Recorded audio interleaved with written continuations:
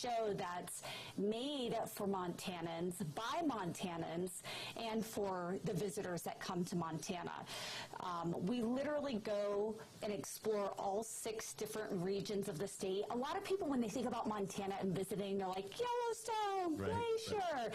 They don't think of the other spots. And before we got started filming, we reached out to the tourism department, because this literally is a tourism show, just saying, how can we help you? And they said, please bring exposure to all 6 regions. So we did exactly that. Our first episode, we're in Glendive, Montana, which just so happens to be one of the top spots in the United States to go dinosaur digging. Had no idea about that.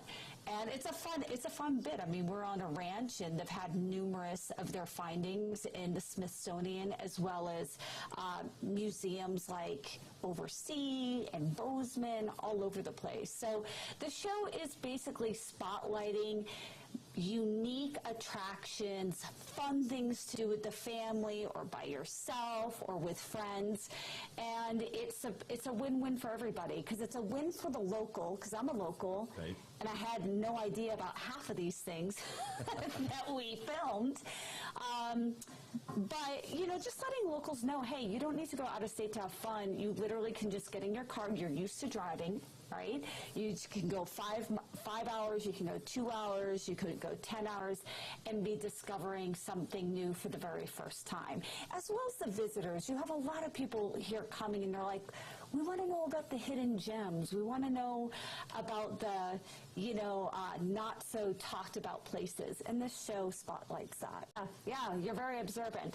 So Mike Rowe is probably one of the few people that I saw his style of doing things and was like, yes, I like how that is.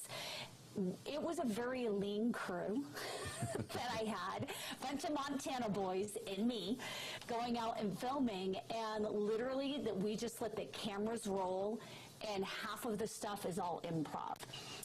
And that's why, you know, we have a lot of people that say, you know, I feel like I'm there with you, and that's exactly what we wanted. We didn't want a really overproduced production because, 1, we didn't have the budget for that. 2, we wanted to make it feel very real and like they were there with us. And also seeing my reaction, seeing my crew reactions for the first time. And that's something that Mike Rowe, I found out later, I didn't know this beforehand, but I actually found this out about a year ago, that with Dirtiest Jobs, that was how they did things. Mike never wanted to know a bunch of information about the spot beforehand. He just wanted to show up and let the cameras roll. So unknowingly, I was following his path. But yeah, great observation. Then you have the people that are like, yes, please, we just want people to know that we exist. And they're always just very happy and willing to accommodate and very grateful. We actually had a woman call us that her attraction was featured, and she says, you know what, we're booked up for the summer. We've never been like that, and we know it's because of your show. And yet again, just on their YouTube episode, I mean, there are like 60 plus comments of people talking about how they're going to go out and check it out. We've had numerous locals tell us, say, oh my gosh, we've lived here 20 years, 30 years, I'm second, third generation, never knew that this existed. So a lot of those business owners and attractions are getting people coming there for the first time that are Montanans that are really excited about it. So trust me, the businesses are very, very grateful for these pieces because they're great marketing pieces. We want them to put it on their website. We want them to utilize it for their social media. I mean, JMAC Productions is a media marketing company. We already do that. So when creating the show, we just kind of combined the television and the marketing side together and came up with Montana's Best. So we want them to be able to have digital assets they can use. And we have a professional photographer with us when we do these shoots, and we give them access to the picture saying, hey, however you want to use it, you're more than welcome to. We're talking. And that's the other thing that makes our show different, is it's not just about like, let me just show you the fun things. It's an educational program. So we have a huge heart for showing, yes, the uniqueness of Montana, but also showing the history of Montana, because the history of Montana is what has made Montana what it is today. And, you know, where people come and they're like, oh, I want to move to Montana or want to visit Montana, and everyone's so nice and love the culture and this and that. Well, there's a reason why. You know, you have a lot of hardworking people that are here, and you also have that second, third, fourth, fifth generation. For example, in Virginia City was the first place in the United States to ever get electricity. Before New York, before Boston, and the reason why is because people were literally coming out here and becoming millionaires overnight. So that would be like today, people becoming billionaires and trillionaires overnight. They had the money. At one point in Helena, we'll talk about Helena, the population was over 20% of the population was Chinese. You had people coming from not a couple, but hundreds of different countries and cultures and languages. And this was in the mid-1800s to the beginning part of the 1900s, where you had all these people from different cultures that had to learn how to get along and to communicate. So, you know, a lot of people don't know this. We have people from Egypt. We have people from Russia. We had people from all over. Montana, in its infant stages, was extraordinarily diverse, with people from all over the world trying to get their piece of the pie. The reality is once the gold boom settled down, it was the people that came from colder climates that stayed because they could handle it. Yeah. That's just the reality. That's such a tough one, because each episode in each location really is so one of a kind. That is a tough one. I would say the most surprising, I would say Helena, believe it or not, surprised me the most. Okay. Because I always remembered Helena kind of like, you pass through, what do you do here? It kind of seems blah. Oh man, there's so many cool things that you can do. I tell people, plan a 2-day trip to Helena and you can actually stay busy. That surprised me. I think Glendive, Montana surprised me. There's not a whole lot of what you can do, but you can definitely have a day or two of staying busy and exploring new adventures and opportunities for sure. And the thing is, too, is on our website, like, we have all these different towns, and a lot of stuff we'll do features about them or articles about them. But as far as the episodes, man, we're coming out this week. We're doing episode 13. We haven't nearly hit all of those towns that are in Montana, but yet would love to. We had somebody from the Crow Agency reach out to us on Instagram saying, listen, you need to come here for Crow Days. We had somebody from Libby, Montana saying, please, we're having the International Chainsaw Carving Championship in Libby, Montana, and people from all over the world are coming to it. You know, you got the Red Ants Pants gals having their timber workshop skills for women in chainsaws, and you know, ladies coming from all over the state to attend stuff like this. So there's just a lot of things. We got people from Malta calling us. We have countless county commissioners and mayors saying, please come on out, feature our town, feature our county. We want the publicity on it. And that's the thing, is these people are saying, we like the way you're doing it because you're showing the counties, the attraction, the towns in a unique way, and in a respectful way too. Yeah, everything that you guys see, we are literally experiencing for the first time. So do we get our hands dirty? Absolutely. Do I have wolves jumping on me where I feel like, oh my gosh, they're gonna bite my throat? Yes, I do. Are we running into things where we're being told, oh my gosh, that's a spider patch, run, get everything off of you, tell your crew to get stuff? Yeah, we're experiencing a lot of things. Are we getting on the horses? Are we doing that stuff? Absolutely. And it's funny because part of my crew, they don't know how to ride. And I didn't think about that because I was used to riding. And God bless these guys. I mean, they were saddle sore for days, but they were great sports about it, you know? That's but awesome. it's like, it's not just me, it's our crew that also has to get into it. But yeah, Sapphire Mine was amazing, and we definitely got our hands dirty, and it was one heck of a workout. But also, it was such a history lesson, too, just learning about the Missouri and Lewis and Clark, and, you know, just understanding the geology, about the sediments and how the hills are and how you find sapphires, etc. I learned that a ruby is a red sapphire. I didn't know that. I did not know. I know.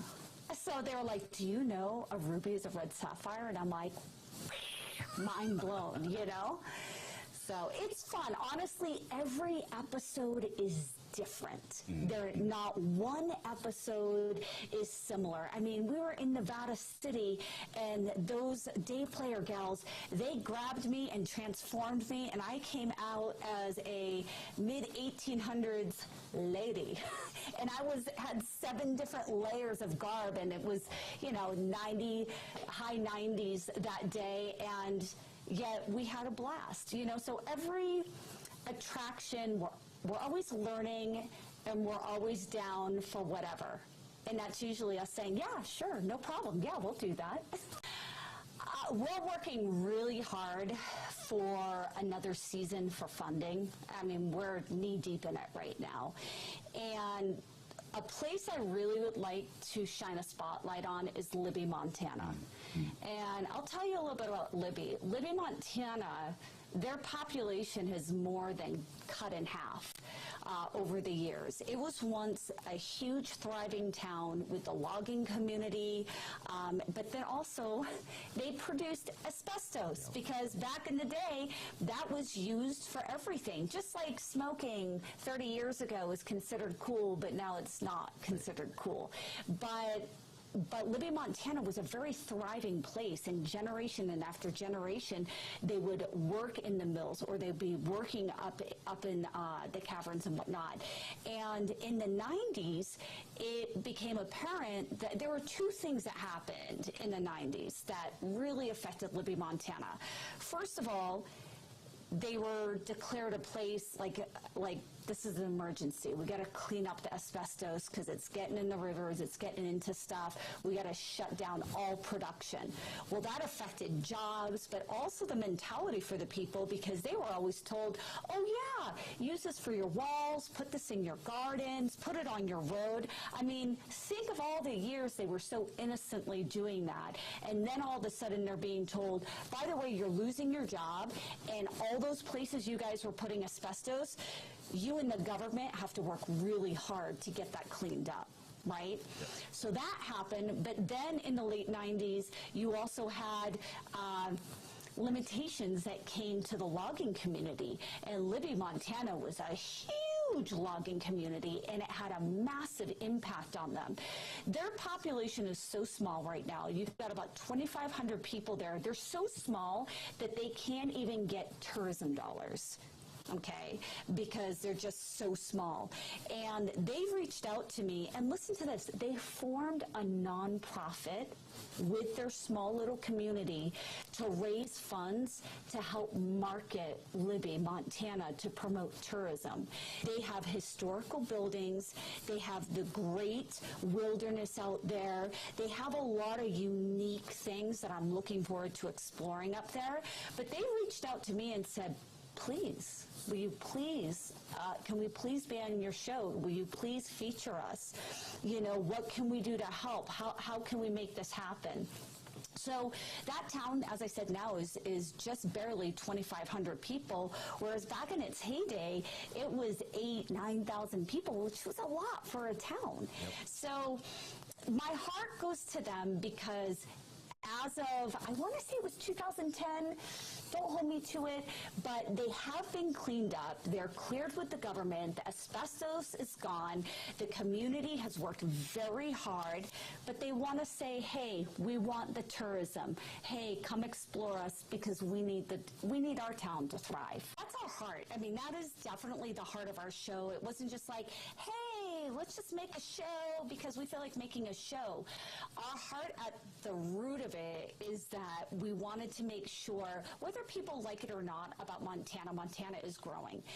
And if people are coming, I want the traffic to be going to the unique locations and the unique attractions and the businesses. That's my heart. I'm a business owner, and I know how hard it is to operate a business.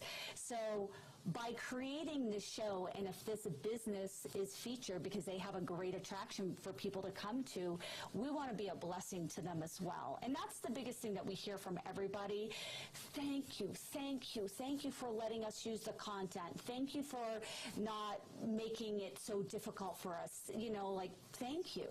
So it's a win-win for everybody. It's a win for the viewer. It's a win for the attraction being featured. It's a win for the town that the attraction's in because it's promoting business. And it's a win for the state. So we have fun doing it.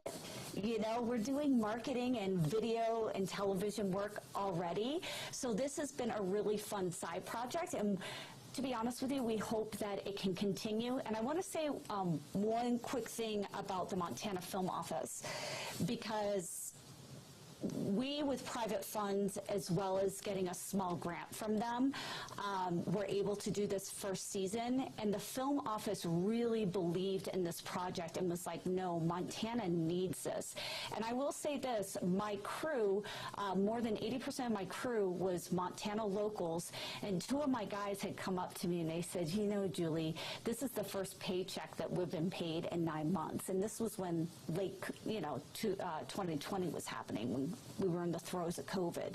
So to the people that have supported this show monetarily and also just getting behind it, I say thank you, because there are a lot of creatives that live in this state and they do gig work.